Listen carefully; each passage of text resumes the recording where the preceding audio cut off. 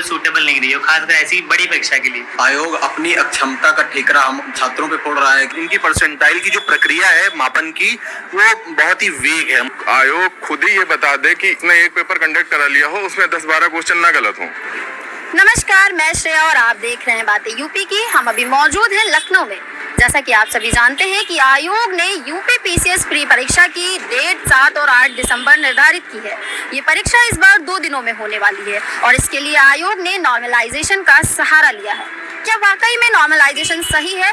छात्रों की इस पर क्या राय है, आज हम उनसे जानेंगे। उनके सभी सवाल आज हम आपके बीच लेके आएंगे और उनकी इस पर क्या मांगे हैं ये भी हम आपको दिखाएंगे, तो बने रहिए मेरे साथ। नॉर्मलाइजेशन की जो प्रक्रिया है, इस पर आपकी क्या राय? नॉर्मलाइजेशन देखिए बेसिकली आया था एसएससी और बैंकिंग एग्जाम्स के लिए, जहां पर 4 शिफ्ट्स में पेपर होते थे। तो अगर मान लीजिए पहली शिफ्ट में कोई इजी क्वेश्चन आ गया और 4th शिफ्ट में कोई टफ आ गया, तो बेसिकली किसी के साथ पार्शियलिटी ना हो, इसके लिए नॉर्मलाइजेशन आया था। तो ये एसएससी बैंकिंग के एग्जाम्स के लिए ज्यादा प्रेफरेबल होता है। मगर आयोग ने इस बार एकदम ही विपरीत वो निर्णय लेते हुए, बिना नोटिफिकेशन में नॉर्मलाइजेशन का जिक्र करते हुए, अभी 2 दिन पहले नोटिफिकेशन निकाल दी कि एग्जाम 7-8 दिसंबर को है। पहली बात तो ये कि 2 दिन पेपर हो रहा है, कभी आयोग में ऐसा नहीं हुआ। और दूसरी बात तो ये नॉर्मलाइजेशन होगा। वहाँ उन्होंने परसेंटाइल का भी जिक्र किया और इनकी परसेंटाइल की जो प्रक्रिया है मापन की, वो बहुत ही वेग है। मतलब उसमें एकदम भी क्लियरिटी नहीं है। जैसे वो number of students present attendance का मानक दे रहे हैं, जो कि कहीं से भी मानक नहीं है। मेरा दूसरा पॉइंट ये है कि हमारे यहाँ सीसेट जो होता है, जिसमें वाकई गणित का सवाल, मैथमेटिक्स और ये रीजनिंग वगैरह आते हैं, क्वालिफाइंग है। 80 में आपको 27 क्वेश्चन करने हैं, आप क्वालिफाई करोगे। तो यहाँ पे नॉर्मलाइजेशन तो वैसे भी खत्म है 2013 के बाद से, ठीक। 2016 से स्केलिंग प्रक्रिया भी खत्म है, लेकिन इन्होंने नॉर्मलाइजेशन करके फिर से वही सारे गले मुर्दे उखाड़ दिए हैं बाहर। तो मैं तो भाई इससे बिल्कुल ही असहमत हूँ। मेरी यही दरखास्त है आयोग से कि आप एग्जाम आज के बजाय 2 दिसंबर को कराओ। मगर ये जो अभी तक नहीं हुआ नॉर्मलाइजेशन वगैरह, आप ये मत करिए। आप एक दिन में एग्जाम कराइए, अब तक कराया गया है एग्जाम हमेशा से ही, और आप नॉर्मलाइजेशन की प्रक्रिया एकदम समाप्त करिए। बस, धन्यवाद। नॉर्मलाइजेशन क्यों नहीं होना चाहिए? इतने सालों से कमीशन एग्जाम करा रहा है, कंडक्ट कराता है, होता भी है, सब ठीक है। इस साल नॉर्मलाइजेशन कराने का मतलब भी क्या बनता है? इतने सालों से हो रहा है तो इस साल क्यों नहीं हो सकता? डिले होते होते एग्जाम दिसंबर में आ गया है, तो अब भी नॉर्मलाइजेशन आप करा रहे हैं। एक पेपर बनाते हैं आप, तब आप 10-12 क्वेश्चन हटा देते हैं क्वेश्चन पेपर से ही। अब आप 2 पेपर बनाएंगे, 300 क्वेश्चन आप कैसे बनाएंगे? फिर इससे स्टूडेंट्स का नुकसान होगा। पेपर ऑलरेडी इतना डिले हो गया है, पहले मार्च, फिर सितंबर, अक्टूबर, अब दिसंबर। अब भी अगर आप स्टूडेंट्स का ही नुकसान इतना करवा रहे हैं, इसका मतलब क्या है? इस पर आपकी क्या राय? नॉर्मलाइजेशन नहीं होना चाहिए। नहीं होना चाहिए। और आप क्या कहना चाहिए? वनडे ये एग्जाम वनडे वन सेट होना चाहिए, क्योंकि अगर ऐसा नहीं हो रहा है तो समानता नहीं बन पाएगी। क्या है नॉर्मलाइजेशन की पूरी प्रक्रिया और आप लोग क्यों इसका विरोध कर रहे हैं? देखिए, नॉर्मलाइजेशन से बच्चों को बहुत ज़्यादा नुकसान हो रहा है, क्योंकि प्रतियोगी परीक्षाओं में जो एक तरह से समानता होनी चाहिए, नॉर्मलाइजेशन से उससे नुकसान होगा। क्योंकि 2 पाली में परीक्षाएं कराने से ये हो रहा है कि आधे तो मान लीजिए आयोग के अगर प्रश्न गलत हो रहे हैं तो किस पाली में ज़्यादा गलत हुए या किस में कम हुए, उससे नॉर्मलाइजेशन पे प्रभाव पड़ेगा। और आधे बच्चे तो अभी 1 महीना पहले बताया गया तो यही नहीं समझ पा रहे कि नॉर्मलाइजेशन डिसाइड कैसे होगा। तो इससे बहुत सारी भ्रांतियां जो बच्चों के बीच में फैली हैं और इससे कहीं ना कहीं वो बहुत निराश हैं।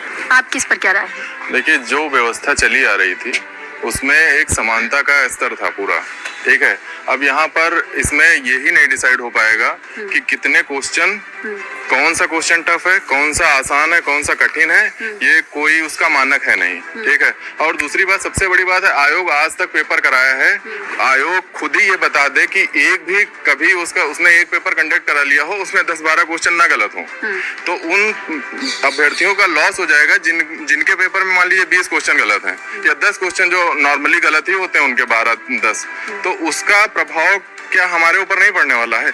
ये तो सारे जितने अभ्यर्थी होंगे, जो अगर 15 क्वेश्चन मान लो किसी के गलत हो जा रहे हैं, ठीक है, उसके शिफ्ट में, और उनका लाभ मिलेगा उसको, क्योंकि वो समान नंबर सबको मिलने वाले हैं, ठीक है। और जो दूसरी शिफ्ट होगी उसमें मान लो 8 क्वेश्चन गलत हैं, तो ये सब कहाँ से आयोग कैसे तय करेगा? ये तो कोई उनका मानक ही नहीं है उस चीज पे, ठीक है। तो नॉर्मलाइजेशन ये बहुत एक तो तानाशाही वाली प्रक्रिया है, ठीक है, ये हम लोगों को बिल्कुल भी मान्य है नहीं, ठीक है। हम लोगों को चाहिए 1 डे 1 शिफ्ट में जिस हिसाब से एग्जाम होता था, आप दिसंबर में कराइए। आप 17 मार्च से 1 साल पूरा हो गया है, ठीक है, अगला मार्च आने वाला है, आप अभी तक एग्जाम का शेड्यूल नहीं बना पाए हैं। अच्छा ये बताइए आयोग कर क्या रहा है? इतने समय से आयोग क्या कर रहा है? 1 साल का समय दिया गया है, आपको केवल एग्जाम ही कंडक्ट कराना है। आप इसीलिए कॉन्स्टिट्यूशनल बॉडी बनाई गई हैं और वो भी नहीं आप करा पा रहे हैं, तो इसके बाद आप करना क्या चाहते हैं? नॉर्मलाइजेशन पे आपकी क्या राय है? नॉर्मलाइजेशन तो होना ही नहीं चाहिए, क्योंकि अगर आयोग अपने पुरानी गलतियों को देखे तो पहले जो ऑप्शनल होता था उसमें नॉर्मलाइजेशन करते थे। आज तक किसी को समझ नहीं आया कि ऑप्शनल में नॉर्मलाइजेशन किए कैसे थे, और खुद इसी चक्कर में सब्जेक्ट को खत्म किया उन्होंने। वही सारी चीजें फिर नॉर्मलाइजेशन ला के और वही प्रॉब्लम फिर वो क्रिएट कर रहे हैं बच्चों के सामने। इतना दिन सब्जेक्ट खत्म हुआ, तब से कोई नॉर्मलाइजेशन नहीं था, सब अच्छे से चल रहा था। 75 जिले हैं यूपी में, इतने सारे स्कूल हैं, 41 में क्यों बना भाई? 75 में बना दो। हर जिले में सेंटर होना चाहिए, घर के पास में सेंटर हो, आराम से एग्जाम दूं मैं भी, और आपके यहाँ हर जगह हर जिले में सरकारी स्कूल भी हैं, तो आपका 41 पूजा अगर करेंगे आप तो 82 हो जाएगा। लगभग 75 जिले हैं तो लगभग 2 दिन का 1 दिन में शिफ्ट हो ऐसे भी हो जाएगा। तो इनके पास व्यवस्थाएं भी हैं, कर भी सकते हैं, लेकिन इतना करना नहीं चाह रहे, बस ये प्रॉब्लम है। आयोग ने जो नॉर्मलाइजेशन का फैसला दिया है उसके मुताबिक कैंडिडेट का परसेंटाइल इस बात पर डिपेंड करता है कि नंबर ऑफ अटेंडेंस कितने होंगे। तो ऐसे में टैलेंट कहाँ तक मायने रखेगा?